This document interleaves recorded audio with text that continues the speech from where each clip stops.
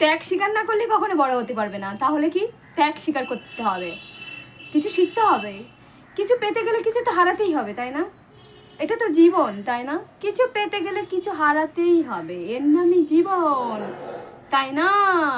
তাই তো বলি, বড় হতে গেলে প্রথমে ত্যাগ স্বীকার করা শিখতে হবে, নিজের বড় বড় জিনিসগুলো স্যাক্রিফাইস করতে হবে, নিজেকে কষ্ট করতে হবে, নিজেকে তুলে ধরতে হবে, যাতে তুমি খুশি।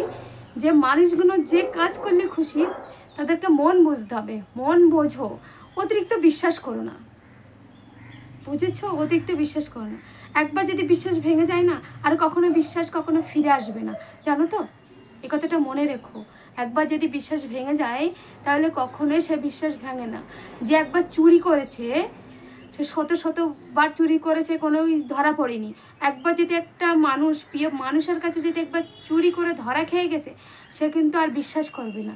যতই পায়ে ধরো, যতই তোমার জেল হোক, যাই হোক না কেন, যতই তোমাকে কষ্ট দিক না কেন, যতই তোমাকে আপন করে নিক না কেন, তার মনে কিন্তু দাগ কেটে যাবে, তার মনের ভিতর কিন্তু থাকবে তুমি তার প্রিয় জিনিসটাকে চুরি করেছিলে। সে কখনো ভেবেছিল যে তুমি কখনো এটা করতে পারো না, তোমার দ্বারা সম্ভব নয় তুমি এই কাজটা করতে পারবে, কিন্তু তুমি শেষকালে প্রিয় মানুষের কাছে ধরা খেয়ে গেলে।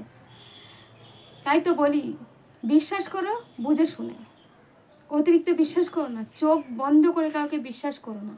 চোখ বন্ধ করে কিন্তু জীবকেও বিশ্বাস করে সবাই ঠকেছে, তাই না?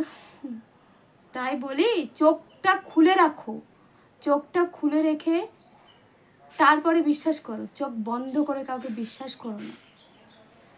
সাপকেও কিন্তু দুধ খাওয়ালেও কিন্তু সে ছোবল মারে, কুকুরকেও তুমি অনেক খাওয়াচ্ছ, সুযোগ পেলেও কিন্তু সে গু খেতে ছুটবে, এর তো নিয়ম। যে গরু গু খায় সে কখনোই কিন্তু ঠুসি মুখে দিলে কিন্তু মানায় না। আমি বলছি, রাগ করো না কেউ। তাই বলি, কেউ রাগ করো না, রাগ করো না গো। বিশ্বাস এমন একটা জিনিস, বিশ্বাস যদি একবার ভেঙে যায়, সে বিশ্বাস আর কখনোই ফিরে আসে না। সে তোমার সঙ্গে থাকবে, তোমার সঙ্গে জীবন কাটাবে। তবুও না, তুমি যদি ভালো কাজও করো, ভালো কাজ করেও দেখাও, সে কিন্তু কোনোদিন বিশ্বাস করে না, কখনো বিশ্বাস করে না। সে মনে করে যে তুমি আগেও তাকে ঠকিয়েছো, আবারও তুমি ঠকাবে, আবারও করবে, আবারও সব করতে পারো। তাহলে বিশ্বাস একটু একটু করে তৈরি হয়, কিন্তু একবার বিশ্বাস হারিয়ে গেলে সে বিশ্বাস আর কখনোই ফিরে আসে না গো।